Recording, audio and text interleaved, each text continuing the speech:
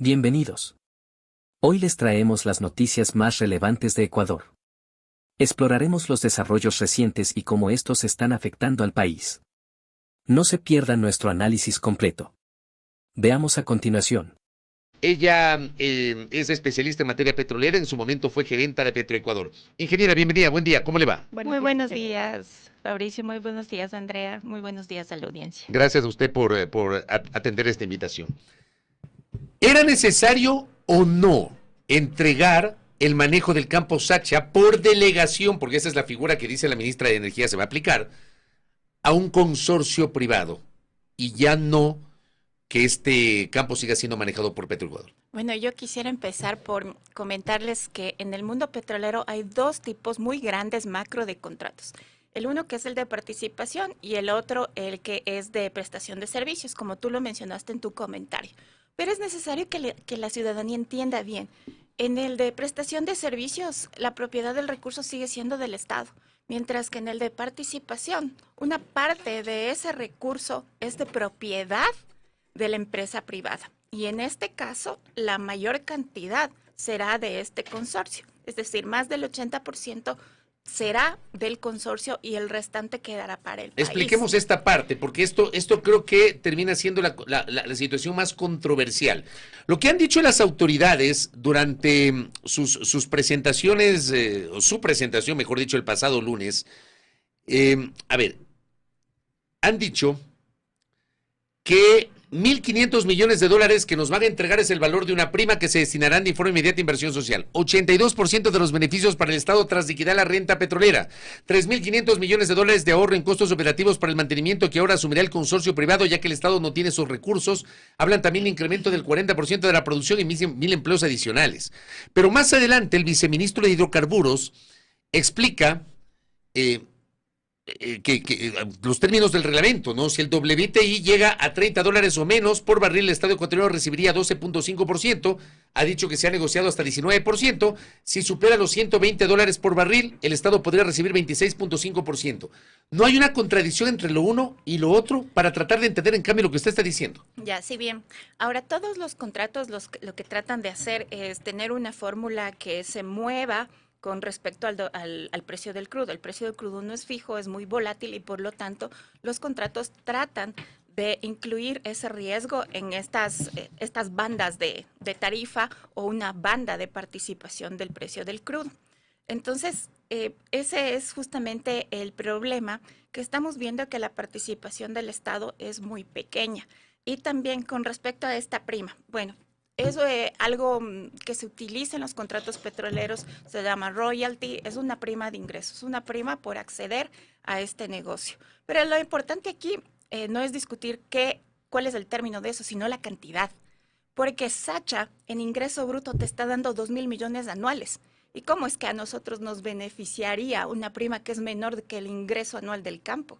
Es decir, si yo firmo el contrato de aquí a 30 días, esa ganancia la estoy trasladando a un privado y yo ganando como unos 6, 7, 8 meses de lo que ya podría ganar en un año. Recordemos, Sacha nos da 2.000 millones de ingreso bruto al año.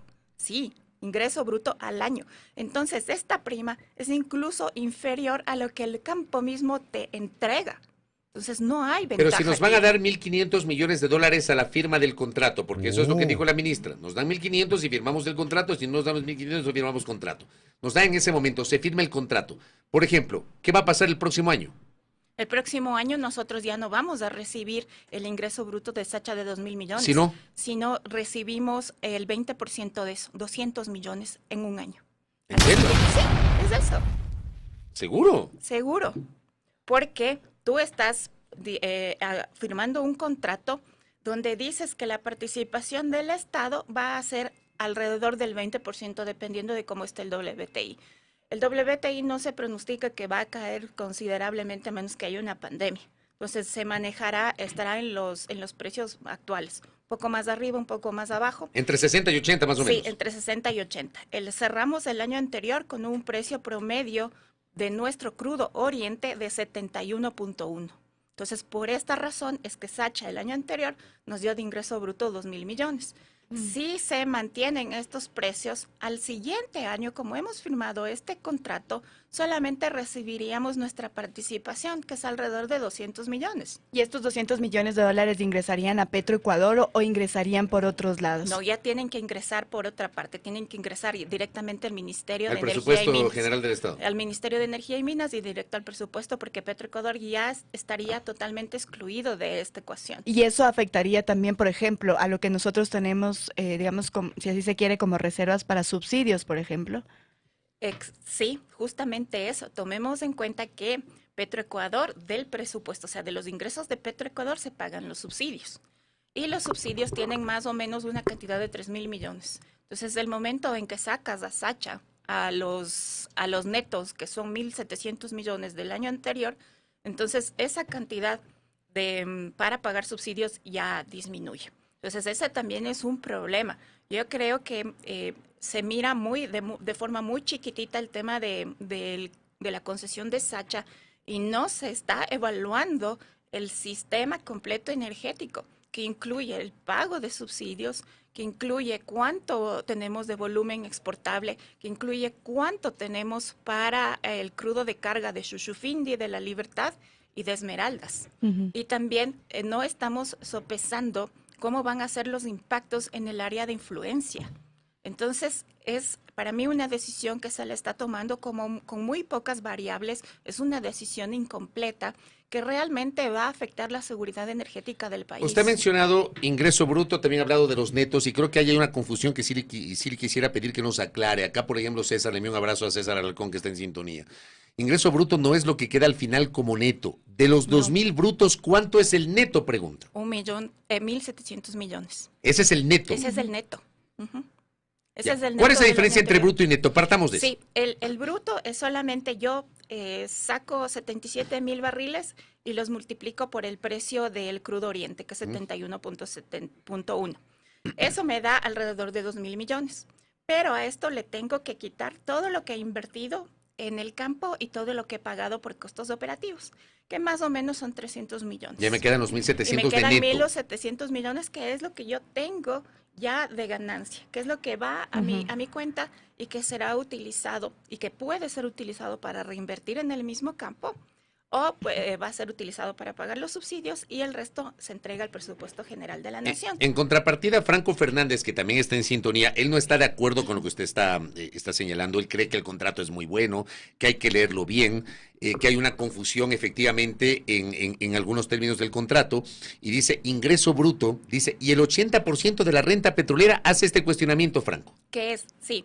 Entonces ahora vamos más allá. Mi contrato solamente abarca la participación de la producción. Entonces, aquí el Estado se quedaría en números grandes, digamos, con 20% y el gobierno el concesionario con el 80%.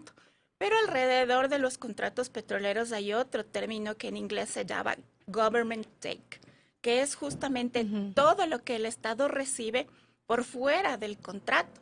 Entonces, ¿qué es este government take? Es justamente el pago de impuestos por el ejercicio, el pago de impuestos, otras regalías que nosotros tenemos aquí relacionadas con la circunscripción territorial amazónica. También le están sumando el hecho de que este crudo tiene que pagar una tarifa para ser transportado por el SOTE. Entonces, todo eso le están sumando. Y dicen que nuestro government take va a ser del 80%. Cifras que deben aclararse porque con una participación tan pequeña de alrededor del 20%, el resto no cuadraría. Entonces, este government take es un cálculo que siempre hace una operadora internacional que le sirve para saber o para comparar cuánto está tomando este gobierno Ecuador con respecto a cuánto estaría tomando, por ejemplo, Colombia. Y también le sirve a los gobiernos para compararse a sí mismo y atraer inversiones. Entonces, esto es lo que se está diciendo que en este caso el government take sería del 80%, pero no se sabe de qué. Entonces, ¿de qué es lo que están sumando? Entonces, tomemos en cuenta que todas las empresas aquí tienen que pagar un impuesto. Entonces, pero esta es solamente una cartita, digamos así, como de negociación, para decirle, oiga, Estado Colombia tiene un government take menor que lo que ustedes me están proponiendo. Y por esta razón, a mí es más conveniente invertir en Colombia que invertir en Ecuador.